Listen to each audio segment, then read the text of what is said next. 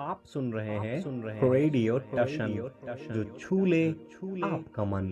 Well, good evening, सत श्रीकाल, आदाब। कैसे हैं आप? मैं हूं आपका दोस्त अमन और आप सुन रहे हैं रेडियो टशन, जो छू ले आपका मन। Once again welcome back to your favourite programme regarding health, that is स्वास्थ्य की बात, रेडियो टशन के साथ। I am so sorry to say that due to some technical reason the previous show was not uploaded after being recorded, but nonetheless we are now back with some more information on the same subject which was discussed in the last episode, but that was not uploaded due to some technical issue. Hello, Doctor Saab. Once again, welcome back in the show. Thanks a lot and नमस्कार श्रोता बंधुओं। जैसा कि आपको मालूम है doctor साहब, हम लोगों ने पिछली बार टीबी को लेकर बहुत सारा क्या बोलूं मैं, सवाल जवाब, बहुत सारी चीजें की थी हमने। तो हमें लगा चलो आज भी उसी विषय को रखते हैं और एक बार फिर से कोशिश करते हैं, इस बार क्या पता अपलोड हो जाए। तो भाई, बिना तार का नेटवर्क और टेक्निकल मैटर्स के विषय में तो बड़े बड़े इंजीनियर्स जिन्होंने आविष्कार किए वो भी गारंटी नहीं ले सके। खैर, तो हाँ, हमारा प्रयास जारी है और रहेगा। वैसे ये प्रोग्राम फोन इन होना था, लेकिन अब क्योंकि बहुत बाद में शो रिकॉर्ड कर रहे हैं हम, और ऐसी स्थिति में कार्यक्रम को फोन इन कर पाना फिलहाल असंभव सा नजर आता है। इसलिए हमारे सवाल होंगे और डॉक्टर साहब के जवाब। और एक बात यहाँ आप ध्यान से जरूर सुन लें कि इसमें दी गई सलाह या बताए गए दवाइयों के नाम आप तब तक प्रयोग में न लाएं जब तक आप अपने किसी विशेष चिकित्सक या फिर आपने किसी जान पहचान के डॉक्टर्स से उन विषयों, दवाइयों पर सलाह न ले लें। ऐसा करने की स्थिति में रेडियो टशन या फिर डॉक्टर पांडे इन दवाइयों एवं दी गई सलाह के लिए जिम्मेदार नहीं होंगे। ये बात विशेष ध्यान में रखिएगा। खैर, अभी आगे बढ़ते हैं। डॉक्टर साहब, विषय हमारा है टीबी। तो पहले हम ये समझने का प्रयास करते हैं टीबी असल में है क्या, इसका फुल फॉर्म, और वास्तव में ये है क्या। उसके बाद आगे आऊंगा और संक्षिप्त में चीजों को रखिएगा, क्योंकि हमें इस शो को बहुत विस्तृत तरीके से आगे बढ़ाना है, इस पर बहुत सारी चर्चाएं करनी, इसलिए आप इस तरह से जवाब दें जिससे श्रोताओं को कम से कम आसान से आसान भाषा सुनने और समझने को मिले, जिससे वो इन बारीकियों को समझ पाएँ, जो डॉक्टर्स लैंग्वेजेज़ होती हैं, कई बार बड़ी डिफ़िकल्ट होती हैं। टीबी यानी ट्यूबरोक्लोसिस।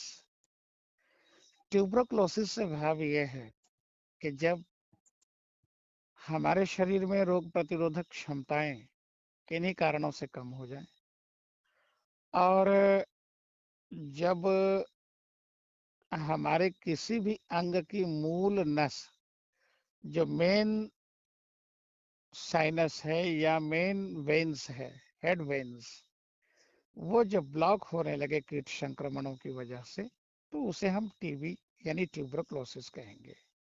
यानी a types of nerve blockage of the main nerves of a part due to the any viral or insectial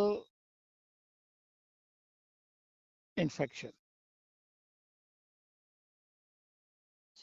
ये अच्छा किया आपने, अंग्रेज़ी और हिंदी या दोनों भाषाओं में इसका जवाब दे दिया। कई बार अ, ऐसी शिकायतें भी आती हैं कि ज़्यादातर चीज़ें हिंदी में रहती हैं, तो कई बार लोगों को समझने में दिक्कतें होती हैं। तो ये एक अच्छी पहल है और मैं समझता हूँ ज़्यादा बेनिफिशियल होने वाला है। खैर, तो श्रोताओं, आपने समझ लिया कि टीबी असल में है क्या। अब हम आते हैं इसके प्रकारों पर। जैसा कि मुझे पता है तो टीबी के अनगिनत प्रकार हो सकते हैं, चाहे वो हेड टीबी हो, थ्रोट टीबी हो, बोन्स टीबी हो, या फिर कई बार और भी इसके नाम आते हैं, जैसे वजाइनल टीबी हो गई या फिर तमाम और। तो इस पर मैं डॉक्टर साहब की राय ज़रूर लूँगा, क्योंकि मैंने तो वो बताया जो मैंने कहीं देखा सुना है, डॉक्टर साहब से ही सुना है पिछले शो में, तो मैं उसी आधार पर चीज़ों को डिस्कस कर रहा हूँ। उससे हुआ इतना फ़ायदा कि मेरे को कुछ चीज़ें पता लग गई, तो मैं आराम से डिस्कस कर सकता हूँ। जी, इसमें कोई दो राय नहीं है कि वैसे टीबी के अनगिनत प्रकार हैं। लेकिन मूल रूप से जो है वो चेस्ट और breast TB, throat TB, brain TB,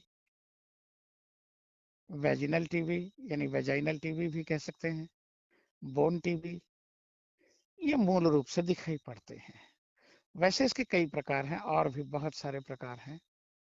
अगर वेजाइनल टीबी है तो डेफिनेटली एक पेनल टीबी भी हो सकती है। अगर वेजाइनल टीबी है तो उसका रूप बदल करके सर्वाइकल टीबी या यूट्रस टीबी हो सकती है। लीवर टीबी भी है। तो इस प्रकार से प्रकार अनगिनत है, लेकिन मूल जो है यही है जो अभी मैंने गिनाया आप सबों से। और डॉक्टर साहब, अब अगर मैं थोड़ा-सा इसके कारणों पर आऊँ कि हम यहाँ 2 या 3 जो मुख्य प्रकार हैं, पहले उनको डिस्कस करेंगे। तो अपने हिसाब से आपको जो मुख्य 3 प्रकार लगते हों, क्योंकि शो ज़्यादा लंबा हो जाएगा, तो इसलिए हम उसको कई भागों में करेंगे। तो मुख्य 3 प्रकार, उनके कारणों और उनसे बचाव पर हम चर्चा करेंगे आज। तो आप 3 प्रकार कोई भी चुन लीजिए, जिस पर आपको बोलना है, और उन पर हम डिस्कशन करते हैं, एक-एक करके। मुख्य प्रकारों की अगर हम बात करें तो मुख्य प्रकारों में हम चेस्ट व ब्रेस्ट टीबी जो है बहुत आम है, जो कि जिसके अक्सर लोग शिकार होते हैं और बीच में दवाइयाँ छोड़ करके फिर से दवाइयाँ लेते हैं, प्रिकॉशंस लेते हैं, बचते हैं और फिर दवाइयों को बीच में छोड़ के उसे ड्रग रेजिस्टेंट बना करके हाथ धो बैठते हैं, जिसे हम चेस्ट या ब्रेस्ट टीबी के रूप में जानते हैं। चाहे चेस्ट टीबी कह लीजिए या ब्रेस्ट टीबी कह लीजिए, एक ही चीज है। दूसरा, आजकल हमारी जो महिलाएं हैं, लड़कियां हो, हमारी बेटियां हो, बहुएं हो, पत्नियां हो, जो भी कुछ है, इनमें वेजाइनल टीबीज का जो है एक बड़ा शोर बीते कुछ सालों में बढ़ा है। और ब्रेन टीबी की बात ना करके थ्रोट टीबी की बात अगर हम फिलहाल करें तो थ्रोट टीबी भी जो कि इतना कॉमन नहीं था, पुराने समय में कभी कभार तो सुना जाता था, लेकिन इतना नहीं जितना कि आज सुना जा रहा है। हुँ, तो अब हम इन तीनों प्रकारों पर ही बात करेंगे। आज का जो शो होगा वो इन्हीं 3 प्रकारों पर केंद्रित होगा। तो आपने पहले बात की चेस्ट या फिर ब्रेस्ट, वो डिपेंड करता है जेंडर के ऊपर, मेल और हाँ। फीमेल। तो क्या दोनों के कारण सेम है और लक्षण भी सेम है? हाँ, लगभग, बस इतना ही फर्क है। या ब्रेस्ट इसलिए कहा गया मूलतः, वैसे तो चेस्ट टीबी और ब्रेस्ट टीबी में कोई अंतर नहीं, फिर भी ब्रेस्ट टीबी इसलिए कहा गया अलग से क्योंकि कभी कभी ये देखा जाता है कि पूरे ब्रेस्ट को इन्फेक्शन न दे करके वो केवल जो हमारे दो निपल्स होते हैं, मिल्किंग सोर्सेस, इनमें भी सिर्फ और सिर्फ टीबी दिखाई पड़ती है, इसलिए इसको ब्रेस्ट टीबी कह दिया गया। यानी कि मर्दों के मुकाबले औरतों में केवल एक लक्षण एक्स्ट्रा दिखाई पड़ता है कि कई बार पूरे ब्रेस्ट को हम चेक करके और टीबी नहीं पाते, और उनका हम दूध चेक कर लें या निपल्स में से कलेक्ट किया गया ब्लड कलेक्ट कर लें तो टीबी का पता चलता है। बस, बाकी कारण और लक्षण सब एक हैं, और मूलतः जो इनके कारण होते हैं वो कुछ और नहीं, कुछ तो हमारे खान पान, कुछ चेस्ट या ब्रेस्ट में कोलेस्ट्रॉल का अधिक जमने के कारण से कोलेस्ट्रॉल जम रहा है, और ऐसी दशा में कोलेस्ट्रॉल अति मीठा होता है। अगर हम अपनी साफ सफाई नहीं रखते, कफ कफ बनते हुए कफ पर ध्यान नहीं देते, कफ छाती में आकर के अटकती है, तो उसकी वजह से जो है टीबी मूलतः है। इसका जो मूल आधार है वो है कफ इन्फेक्शन। कफ इन्फेक्शन जो है इसका सर्वश्रेष्ठ माने श्रेष्ठतम आधार है। इसके अतिरिक्त कई बार पित्ताशय के कारण से, पित्त के अधिक श्राव के कारण से भी टीबी हो सकता है, अगर उसका आउटसोर्सिंग सही नहीं हो रही हो तो। अच्छा, तो फिर क्या इन दोनों प्रकार की टीवीज़ जो मेल और फीमेल के हिसाब से डिवाइडेड हैं, या फिर इनका नाम रखा गया है, नामकरण किया गया है? आज के ज़माने में तो सब चीज़ का नाम रख दिया जाता है भाई। तो क्या इन दोनों के बचाव संभव हैं। ट्रीटमेंट पर मैं बाद में आऊँगा। पहले बचा जाए कैसे ये बताइए? बचने का मतलब पहली बात तो यह है कि हम अपने खान पान अच्छे रखें, सही रखें, मौसम के अनुरूप रखें। सर्दियों में अगर आप ठंडी चीजें खाएंगे या गर्मियों में आप अति गर्म चीज खाते हैं तो डेफिनेटली है कि उसका इफेक्शन तो होगा ही। तो सबसे पहले तो हम अपने खान पान को अनुरूप रखें मौसम के, और दूसरा, कफ हम कतई ना बनने दें, तो ऑटोमेटिकली इसका बचाव हो जाएगा। या पित्त संबंधी अगर कोई समस्या है तो उसको टाइम रहते ही हम डॉक्टर से मिल करके समाधान कर लें, तो अक्सर यह है कि टीबी होने से बचा जा सकता है। अच्छा, अब बात आती है इनके ट्रीटमेंट की। क्या एलोपैथ, होम्योपैथ, आयुर्वेद या फिर यूनानी, क्या इन सभी पैथीज़ में इनका ट्रीटमेंट उपलब्ध है या फिर कोई एक ऐसी पैथी जो ज़्यादा कारगर हो? वास्तव में डॉट्स थेरेपी के अंतर्गत सभी पैथ में ही इनका ट्रीटमेंट संभव है। फर्क केवल इतना है कि होम्योपैथ और आयुर्वेद में आप फुली सिक्योर्ड हैं, और एलोपैथ में केवल समस्या ये आती है कि अगर आप बार बार दवा छोड़ देते हैं बीच में, तो इससे इसका जो ड्रग रेजिस्टेंसी है, ड्रग रेजिस्टेंट के रूप में जब ये दोबारा उभरता है तो कई बार इसका इलाज संभव नहीं हो पाता, या सही समय पर नहीं पहचान किया जा सका तो भी संभव नहीं हो पाता। तो ये है। बाकी इलाज इसके सभी पैथ्स में अवेलेबल है, इवन नेचुरलपैथी में भी अवेलेबल है, बट नेचुरलपैथी में गाइडलाइन कम मिलती है, इसलिए मूलतः आयुर्वेद, होम्योपैथ और अम, एलोपैथ, यूनानी, इन तीनों चारों में ही अवेलेबल है। तरीके अलग अलग हो सकते हैं बट ट्रीटमेंट है। हुँ, तो क्या पूरी तरीके से एक आदमी का इलाज किया जा सकता है? और उसके बाद अगर एक बार इलाज ले लिया जाए, कोर्स की ड्यूरेशन क्या होनी चाहिए, ये भी बताइएगा? और एक बार इलाज लेने के बाद क्या ऐसा हो सकता है कि उसे दोबारा टीबी की समस्या हो जाए? वास्तव में अगर एलोपैथिक रूल से हम चलें तो डॉट्स कहता कि only 6 months required to be treated, not so मोर।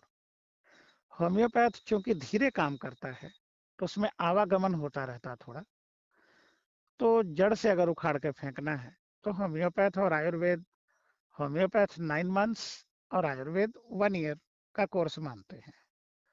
जहां तक मेरा पर्सनल अगर पूछा जाए तो मैं ये कहूंगा कि 6 मंथ्स का कोर्स हो या 9 मंथ्स का या 1 ईयर का, कम से कम 1 ईयर कंटिन्यू मेडिसिन चलना चाहिए व्यक्ति का। और अगर इस 1 ईयर में आप कतई दवा छोड़ते नहीं, गैप नहीं देते, तो टीबी की संभावना तो नहीं है।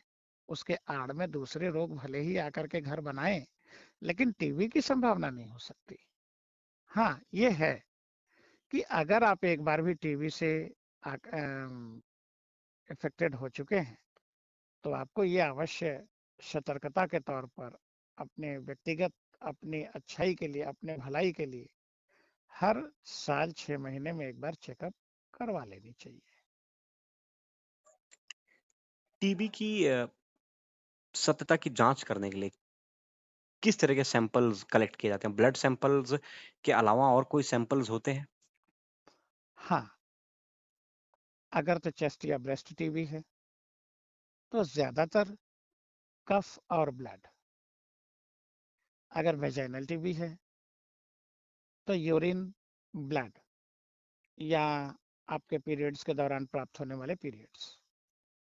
पेनल टीबी है, वही वेजाइनल टीबी के ही कैटेगरीज में आता है। अगर पेनल टीबी है तो आपका यूरिन, ब्लड, और यदि उससे संतुष्टि नहीं हुई डॉक्टर्स को तो मैक्सिमम आपके स्पर्म चेकअप किए जा सकते हैं। ये तीन में से कोई दो टेस्ट, अगर स्पर्म का सीधे चेकअप कर लिया जाए, यूरिन और स्पर्म का, तो उससे ही मोटा मोटी पता चल जाता है। लेकिन हम आमतौर पे हमारा प्रयास होता है कि स्पर्म ना ही लिए जाएं, अगर यूरिन और ब्लड से ही काम चल जाए तो अच्छा है। तो ये तो रही बात चेस्ट या फिर ब्रेस्ट टीबी की। चलिए आगे थोड़ा-सा बढ़ते हैं। हम बात करते हैं थ्रोट टीबी की। क्या है और क्या है इसके लक्षण और कॉजेज़ या सिम्पटम्स कुछ भी कह लीजिए? थ्रोट टीबी में सबसे बड़ा जो लक्षण है वो है आपके नॉर्मल आवाज का एक बैग बदलना, भाए भाए की आवाज आना, या फिर बात करते समय या सांस लेते समय हल्की सीटी सी बजती हुई की आवाज को महसूस करना, नोट करना। इसके अतिरिक्त कई बार इस टीबी की वजह से थ्रोट में घाव हो जाते हैं, तो कई बार थ्रोट के निचले हिस्से से या मिडल से या सबसे अबव ऊपर वाले हिस्से से ब्लीडिंग का होना, ये विशेष इसके लक्षण है। या अगर कोई भी लक्षण नहीं मिलता तो आवश्यकता से ज्यादा ओवर हाई टेम्परेचर रहना। आप तो जानते हैं कि हमारी बॉडी का हर पार्ट टेम्परेचर्स शो करता है। ये टेम्परेचर्स आपके गर्दन पे हाथ रख के उल्टा देखा जाए तो जो नॉर्मल है सर्दी गर्मी बरसात में, अगर इस नॉर्मल से ज्यादा टेम्परेचर आपको 10 दिन तक लगातार दिखता है तो निस्संदेह है कि आपको शंका होना लाजमी है। और अगर इसके साथ साथ आपकी आवाज में बदलाव दिखाई पड़े या कफ जमता हुआ गले में दिखाई पड़े, हजार प्रयास करने पर भी साफ ना हो रहा हो कफ, तो ये कुछ लक्षण हैं इसके। या हुँ। गले में किसी समस्या की वजह से आपके शरीर में बुखार आना आदि, तो इस तरीके के अगर लक्षण दिखाई पड़ते हैं और वो भी अगर 20 से 22 डोज, 20-21 डोज, 22 डोज दवा लेने पर अगर कंट्रोल्ड नहीं होता तो डेफिनेटली वो टीबी हो सकता है। हुँ। तो बचाव इसमें भी वही चीज़ें आएँगी जो पिछले बिंदु पर आपने प्रकाश डाला हाँ, कि सेम लाइक बचाव के तरीके सभी के वही है। और ट्रीटमेंट हमारे का भी। शरीर के हमारे किसी भी अंग में कफ ना जमने पाए, अगर जमता है नहीं ठीक होता, या हमारा पीरियड बेफजूल ना रुकने पाए, या अगर बेफजूल कहीं से भी ब्लीडिंग होती है, या बेफजूल कहीं से भी अगर हमें सांस लेने में दिक्कत होती है, यूरिनेशन के दौरान दिक्कत आती है, या फिर पीरियड ब्लीडिंग्स के दौरान दिक्कत आती है, तो डेफिनेटली हमें जांच कर लेनी चाहिए। क्या इन टीबी को ठीक करने के तरीके भी लगभग सेम है या फिर टीबी के हिसाब से बदलाव होता है? कुछ तो हैं सेम, मूलतः दवाइयां एक ही होती हैं, लेकिन उसमें कुछ और भी एक्स्ट्रा दवाइयां ऐड की जाती हैं स्थान के मुताबिक। सबसे पहले तो हमें टीबी का कारण समझना होगा। टीबी में जो सिम्टम्स हमें मिल रहे हैं उन सिम्टम्स के कारण क्या। एक तरफ हम कारणों का इलाज करेंगे और दूसरी तरफ हम टीबी का इलाज करेंगे। अगर ऐसा होता है वास्तव में एग्जैक्ट, तो टीबी को मार के खदेड़ दिया जा सकता है। भारत वैसे भी हमारी केवल जागरूकता के अभाव में ही टीबी है, अन्यथा भारत में टीबी होने का मतलब ही नहीं बनता। हुँ। अच्छा, हमने बात कर ली अभी तक 2 प्रकार की टीबी हमने डिस्कस कर ली। एक चेस्ट और ब्रेस्ट टीबी, दूसरा हमने डिस्कस किया अभी-अभी थ्रोट टीबी जो आजकल प्रचलन में है, उसके कई कारण। क्या गुटखा वगैरह खाना भी कारण बन सकता है किसी भी एक प्रकार जी की हाँ, टीबी? जी हाँ, जी हाँ। देखिए, गुटखा हमारे गले से उतरता है तो फेफड़े में आता है, उसको छूता हुआ चेस्ट या ब्रेस्ट को पार करता है, फिर जाकर के वो हमारे आ, भोजन के मेन थैली में पहुंचता है, और उससे पहले वो लीवर को भी छू के जाता है। गुटखा एक ऐसा माध्यम है कि जो चीज एक है लेकिन टीबी कई प्रकार की क्रिएट कर सकता है। थ्रोट टीबी भी क्रिएट कर सकता है, लंग्स टीबी भी क्रिएट कर सकता है, चेस्ट व ब्रेस्ट टीबी भी क्रिएट कर सकता है, लीवर टीबी भी क्रिएट कर सकता है, या फिर जहां पर जाकर के ये कचरे के रूप में जमा हो रहा है उस प्लेसमेंट को भी टीबी में कन्वर्ट कर सकता है।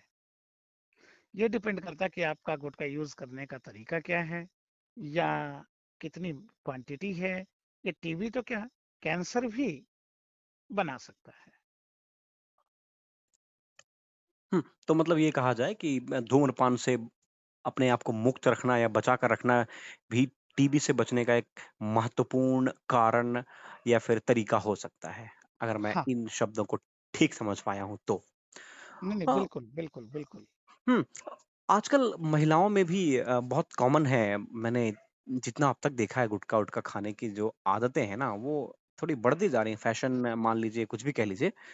तो इन लोगों को भी बचना चाहिए क्योंकि इससे जैसा अभी बताया आपने लंग्स, टीबी, क्या ये समझा जा सकता है कि जितने भी बॉडी पार्ट्स होते हैं, जी, उतने प्रकार की टीबी कह सकते हैं मोटे-मोटे तौर पे हम? डेफ़िनेटली। राइट, क्योंकि जितना मैंने समझा है डिस्कशन से आपके साथ अभी तक। अगर हेयर टीबी हो जाए तो आपके पूरे शरीर के बाल ही झड़ जाएँगे अच्छा। और हज़ारों प्रयास करने के बाद भी नहीं उगेंगे नए। हुँ, इलाज तो हो जाएगा, हुँ, लेकिन जब दोबारा बाल उगेंगे तब ना फिर झड़ने या ना झड़ने का सवाल होता है। करेक्ट। इसी तरह से हमारी फिंगर टीबी हो सकती है, जॉइंट टीबी हो सकती है, जॉइंट अपने जोड़ों में। इसके अतिरिक्त टीथ टीबी जो वेरी अनकॉमन है, मेरे ख्याल से 100 साल में कोई एक सुनने को आता है। लेकिन बीते 100 साल में अगर हम देखें तो 8 से 10 केस, 30 से 40 केस इंटरनेशनल मेडिकल थेरेपी इसको सर्टिफाइड कर चुकी है और 2 केस मैंने भी देखे हैं, अपने हाथों से ट्रीटमेंट किया है। तो दंत माने जिसको कहते हैं कि दंत तपेदिक, दांतों का भी हो सकता है ये। यानी हुँ, जितने हमारे पार्ट्स ऑफ बॉडीज हैं उतने प्रकार के टीबी हैं, और कुछ ऐसे भी हैं कि जो उससे भी अधिक हैं, जिनका हम सोच भी नहीं सकते कभी। हाँ, उनके और जो उसके ऑर्गन्स होते होंगे साथ-साथ में, जो एक साथ जुड़े हाँ, होते होंगे, वो भी इफ़ेक्ट करते ही होंगे। अभी स्किन टीबी के बारे में बहुत कम लोग जानते हैं। हम डॉक्टर्स भी कभी कभी हैरान हो जाते हैं, इसके तो इतने लक्षण हैं, इतने रंग हैं कि अगर हम पूरे चमड़ी ना आपकी काट करके चेक करें तो पता ही नहीं चलता।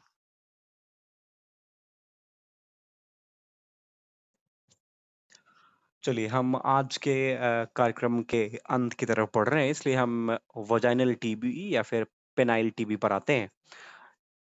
इन दोनों के क्या कारण साथ-साथ में कंपैरिज़न करते हुए चलिएगा, आसानी होगी आपको भी और मुझे भी पूछने में और इनके बचाव कैसे संभव हो और ट्रीटमेंट जैसा आपने कहा, वो शायद वही पद्धति अपनाई जाएगी और वही मुझे लगता है बचाव में भी वही पद्धतियाँ अपनाई जाएँगी। खैर, आगे आप बताइए। कुछ कुछ ही फर्क होते हैं, बाकी तो लगभग सेम थिंग है। सबसे पहले कारणों की हम बात करें तो सबसे बड़ा कारण, जब हमारा कफ किन्हीं माध्यमों से, किन्हीं कारणों से किन्हीं भी अंग में प्रवेश करता है और उसका निष्कासन यानी आउटपुट नहीं हो पाता, और वहां पर जमता रहता है, तो उसके साथ उस अंग के अन्य जो विकृतियां हैं, जो अन्य कचरे हैं, उनके साथ मिलकर के टीबी को जन्म देता है। फॉर एग्जाम्पल, मान लिया हमने कि कफ किसी भी माध्यम से रिस करके यूट्रस में पहुंच गया,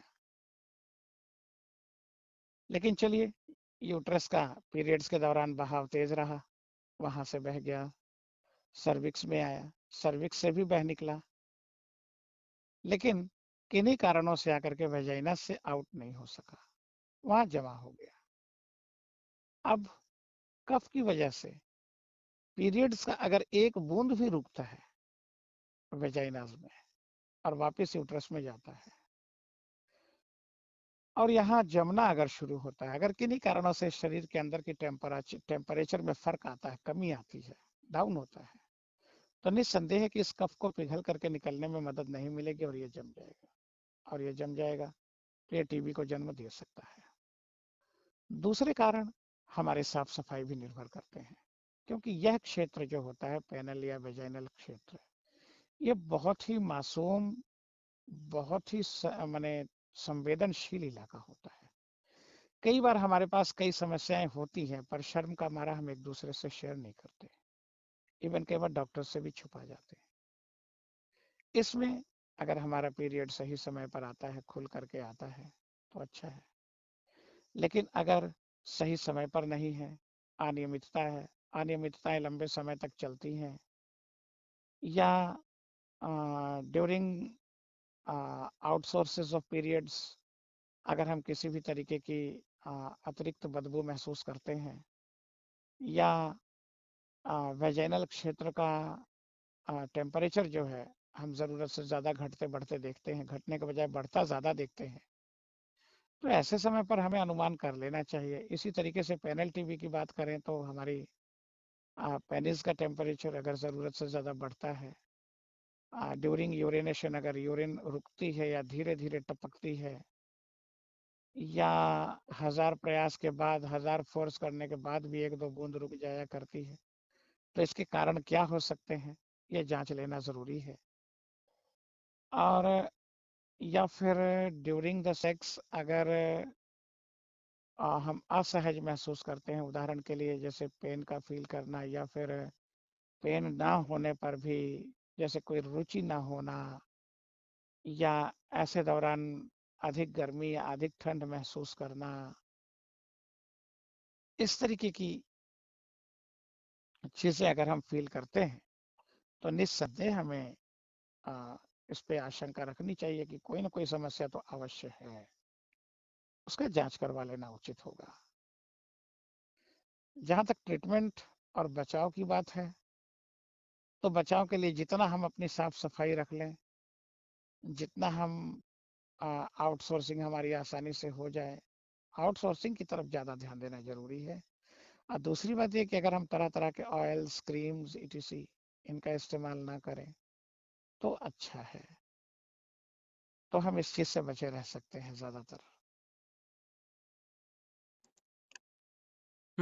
तो आज हमने लगभग 3 तरह की टीबी को कवर किया और तीनों के आपने बचाव, उसके ट्रीटमेंट, उसके कारण सब पर एक विस्तृत चर्चा सुनी। फिलहाल आगे हमें और भी शोज़ करने हैं इस पर, तो आगे आते रहेंगे। इस तरह की चीज़ों पर विशेष ज़ोर है हमारा ताकि जनता जागरूक हो सके और अपने आप को सेफ रख सके इन चीज़ों से। ख़ैर, डॉक्टर साहब आपने इन तीनों प्रकार की टीवी और बहुत विस्तृत जानकारी दी, इसके लिए आपका शुक्रिया। फिर मिलेंगे आपसे और आगे के जो टीवी हैं, जैसे आपने और प्रकार बताए ब्रेन या फिर लंग्स व्हाटएवर, तो उस पर भी एक विस्तृत डिस्कशन करेंगे। आज के लिए बहरहाल बहुत-बहुत शुक्रिया। जी धन्यवाद।